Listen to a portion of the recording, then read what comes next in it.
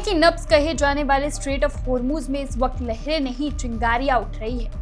कल्पना कीजिए, एक तरफ अमेरिका के दो सबसे घातक शिकारी यूएसएस फ्रैंक ई पेटरसन और यूएसएस माइकल मुर्फी, पानी को चीरते हुए ये दोनों ही जहाज आगे बढ़ रहे हैं, और दूसरी तरफ से आता है एक ईरानी जासूसी ड्रोन। चेतावनी दी गई, सन्नाटा छाया और फिर बूम, आसमान से आग का गोला बनकर गिरा वो ड्रोन। लेकिन असली खेल तो उसके बाद शुरू हुआ। स्ट्रेट ऑफ हॉर्मूज कहने को तो ये समंदर है, लेकिन इसके सबसे संकरे हिस्से में चौड़ाई सिर्फ 3 मील है। पिछले 48 घंटों में यहाँ जो हुआ उसने दुनिया की सांसें रोक दी है। महीनों बाद कोई अमेरिकी युद्धपोत यहाँ से गुजर रहा था, तभी एक ईरानी ड्रोन आक्रामक तरीके से उनकी ओर बढ़ा। अमेरिकी नौसेना ने रेडियो पर चिल्ला कर चेतावनी दी, लेकिन ड्रोन नहीं रुका। नतीजा, अमेरिका ने उसे हवा में ही ढेर कर दिया। अमेरिका का कहना है, मिशन पूरा हुआ, हम सुरक्षित हैं। लेकिन रुकिए, कहानी में ट्विस्ट यही है। जहां अमेरिका इसे अपनी सुरक्षा कह रहा है, वहीं ईरान की IRGC ने अपनी ही एक फिल्म रिलीज कर दी है। ईरानी मीडिया का दावा है कि उनके रेडियो संदेश से डरकर अमेरिकी युद्धपोत दुम दबाकर भाग खड़े। क्या हम एक ऐसी जंग की ओर बढ़ रहे हैं जिसे कोई नहीं रोक पाएगा? एक तरफ पानी में बिछी माइंस है, तो दूसरी तरफ दुनिया की सबसे आधुनिक डिस्ट्रॉयर, और बीच में खड़ा है वो 3 मील का रास्ता, जहां एक छोटी सी गलती, सिर्फ एक गलत फैसला और पूरी दुनिया के बाजार और शांति को तबाह कर सकता है। ईरान इसे अपनी बड़ी जीत बता रहा है और अमेरिका इसे सफेद झूठ। सच क्या है, देखिए इस रिपोर्ट। 2 अमेरिकी युद्धपोत स्ट्रेट ऑफ हॉर्मूज में दाखिल हुए। एक ईरानी ड्रोन ने उन्हें देखा और उनकी ओर बढ़ने लगा। चेतावनियां दी गईं। ड्रोन फिर भी आगे बढ़ता रहा। अमेरिकी सेना ने आखिरकार कार्रवाई की और उसे आसमान से गिरा दिया।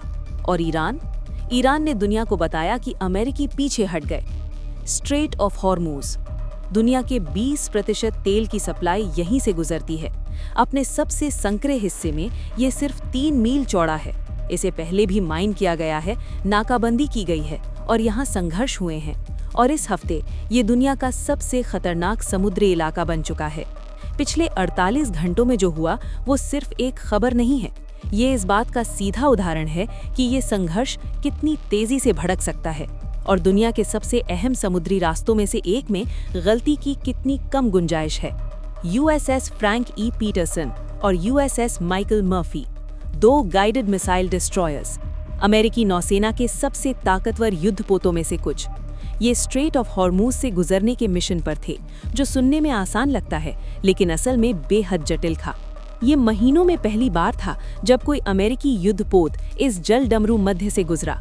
बीच रास्ते में एक ईरानी ड्रोन दिखाई दिया। अमेरिकी अधिकारियों ने इसे आक्रामक बताया।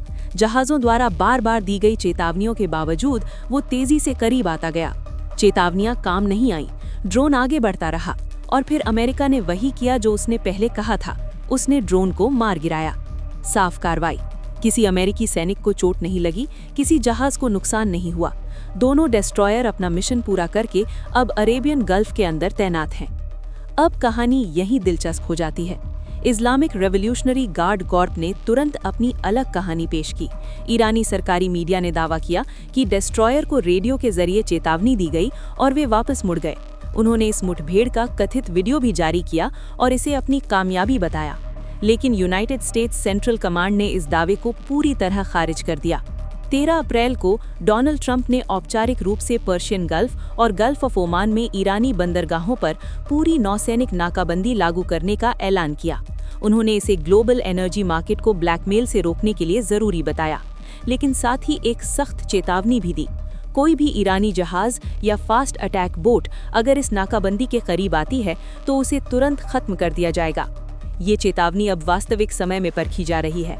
एक गिराया गया ड्रोन, पानी में बिछी माइंस, गाइडेड मिसाइल डिस्ट्रॉयर द्वारा लागू की गई नाकाबंदी, कुछ ही दिनों में खत्म होने वाला युद्ध विराम और एक ही घटना को लेकर दोनों पक्षों की बिल्कुल अलग कहानियां।